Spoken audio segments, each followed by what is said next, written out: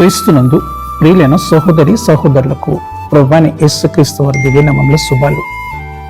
నూతన జీవిత అనుదిన దైవ ధ్యానంలో హేబేలు రక్తమా లేక యేసు రక్తమా? ఆదికాండము 4వ అధ్యాయం 10వ వచనంలో, అప్పుడు ఆయన, నీవు చేసిన పని ఏమిటి? నీ తమ్ముని రక్తము యొక్క స్వరము నేలలో నుండి నాకు మొరపెట్టుచున్నది. హేబేలు రక్తము నేల నుండి కేకలు వేస్తుంది. అది పరలోకానికి చేరుకుంది. దేవుని దృష్టిని ఆకర్షించింది. ఈ రక్తము ఏమి చెప్తున్నా దేవుడు కయ్యనుకి ఈ ప్రశ్న అడగడానికి కారణమైంది. నువ్వు ఏమి చేశావు?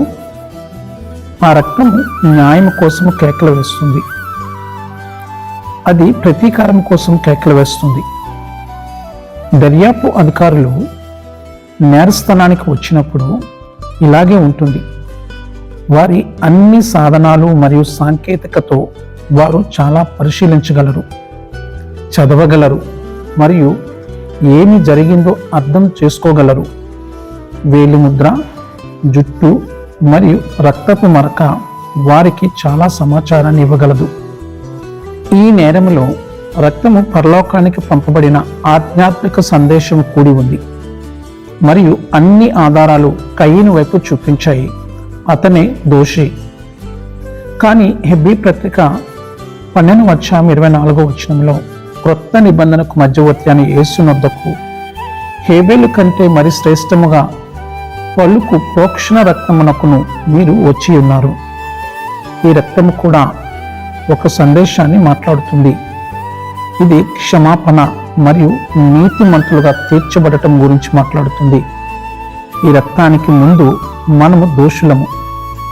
విచారణకు కొత్త వెలుగునిచ్చే కొన్ని కొత్త ఆధారాలు మన దగ్గర ఉన్నాయని డిఫెన్సివ్ అడ్వకేట్ చెప్పినట్లుగా ఇది ఉంది.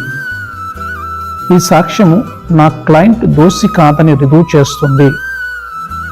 హేబేలు రక్తము ప్రతీకారము మరియు పర్యవసానము కోసం ఏర్పగా, యేసు రక్తము క్షమాపణ మరియు నిర్దోషత్వం కోసం ఏర్చింది. జీవితంలో ఎవరైనా మనల్ని బాధ పెట్టే ఎలాంటి పరిస్థితుల్లోనైనా మనము కోరుకునేది హేబేలు రక్తాన్ని మాట్లాడనిస్తామా? అది మన శరీరము. అది ఎల్లప్పుడూ ప్రతీకారం కోసం కేకలు వేస్తుంది. లేదా యేసు రక్తాన్ని మాట్లాడనిస్తామా? అదే మన ఆత్మ. అది ఎల్లప్పుడూ క్షమాపణ కోసం కేకలు వేస్తుంది. మీ జీవితంలోని ప్రతి పరిస్థితిలోని యేసు రక్తము మాట్లాడనివ్వండి. ప్రతీకారము మరియు ద్వేషాన్ని కాదు, క్షమాపణ మరియు ప్రేమను తీసుకురండి. ఆమేన్.